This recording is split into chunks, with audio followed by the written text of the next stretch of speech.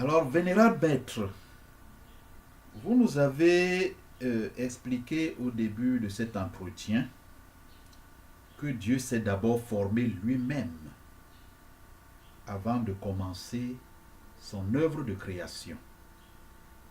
Cela nous amène à nous poser la question de savoir qui est donc Dieu lui-même.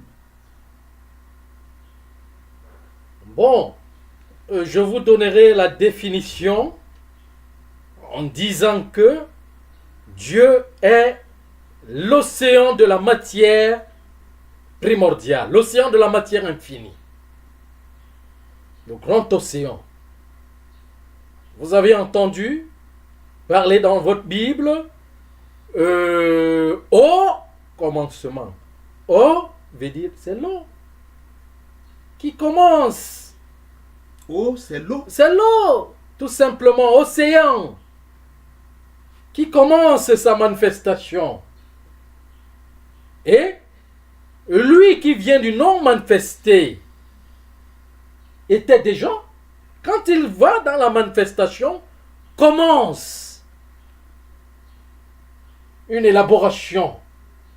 L'eau, au commencement, au commencement. Vous le répétez seulement, Dieu créa.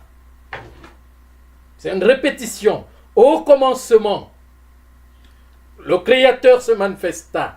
Commença sa manifestation. Je ne vous interromps pas, vénérable, mais vous êtes en train de nous dire que Dieu, c'est l'eau.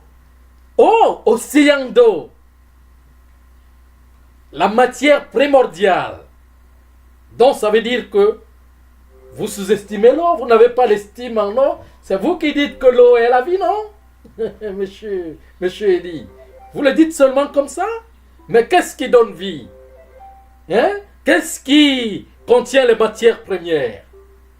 C'est l'océan primordial des matières premières qu'on appelle Dieu. Oh! Monsieur Elie, vous voulez qu'on vous dise quelle vérité? Quelle vérité attendez-vous? C'est pourquoi on dit que l'eau c'est la vie. Bien sûr. L'eau c'est Dieu. Tout vient de l'eau. Toutes les matières premières viennent de l'eau. Et les matières premières sont organiques, sont animiques. Alors, tout à l'heure,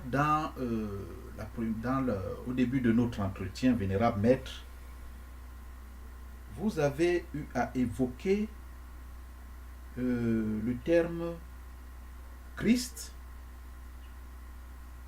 comme provenant de cristal. Et parlant de l'univers. Oui. Vous pouvez nous donner des précisions plus amples sur cette trilogie Christ, cristal, univers? Oh, le cristal. Christ est l'abréviation. C'est le mot cristal qu'on a abrévié, qui donne le mot Christ. C'est le cristal. Le cristal veut dire eau, océan infini, de la clarté et de la transparence.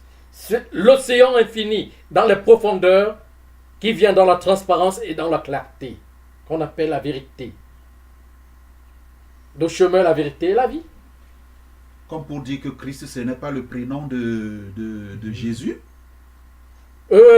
Jésus, bon, là, il faut qu'on entre à un autre niveau pour parler de ça. Parce que là-bas, c'est au niveau des créatures. La première manifestation des créatures. Là, c'est à un autre niveau. Vous parliez de la transplantation. Bon, là, je suis en train de parler de l'univers. L'océan infini. Hein?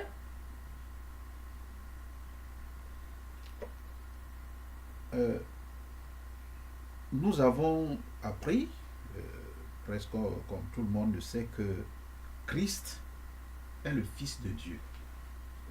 Alors, si Christ est le Fils de Dieu, Ça voudrait dire que, bon, je suppose que c'est comme Dieu le Père. Hein. Ça suppose qu'il y a aussi Dieu la mère, ou bien Christ a une mère. Est-ce qu'on peut se permettre, on peut oser dire que Christ a pour Père Dieu et qu'il a aussi une mère? Est-ce que c'est possible? Bon, avant je vous ai parlé de non manifesté. Et je vous ai parlé de deux mots. L'abîme et l'abîmé. C'est deux.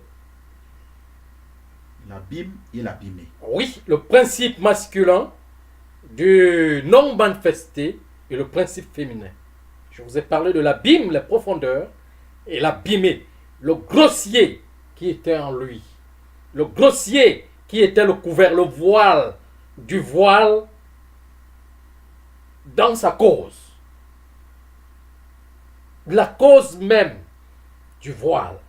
La cause de toute la matière. Principe masculin, principe féminin.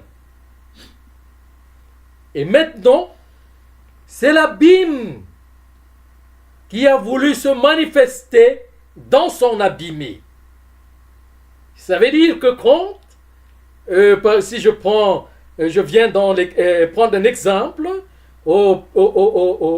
chez les humains par exemple, j'ai parlé de la goutte qui entre dans le vase de la femme. Ça veut dire que l'image qui vient doit entrer dans le vase de la femme pour que vie commence. C'est par là que vie commence. Donc, l'abîme entre dans la manifestation à partir de l'abîmé. L'état grossier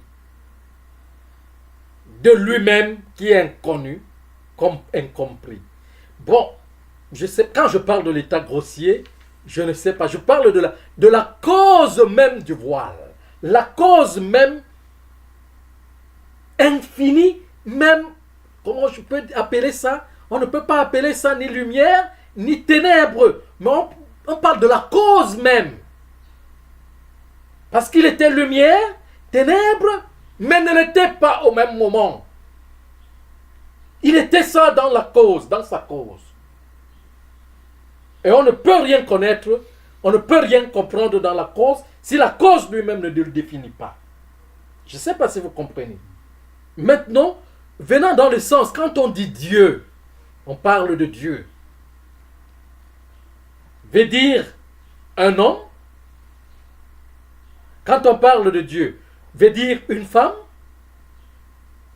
Mais quand il a dit, il s'est manifesté, je me suis fait pilier, homme, aoum, homme, aoum, ça veut dire mâle et femelle. Et déjà au début, il était, déjà au départ. Le Créateur était... Il était déjà au début. J'ai parlé de l'abîme qui doit se manifester à partir de l'abîmé, de son corps. Monsieur Élie, je ne sais pas si vous me comprenez très bien. Voilà. Et dans son manifestation, arrivant à la manifestation, c'est fait 2 sur 1. 1 et 2.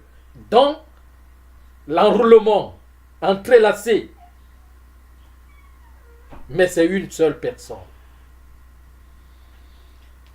Et alors maintenant, est-ce que le diable a sa place quelque part là, dans ce théâtre?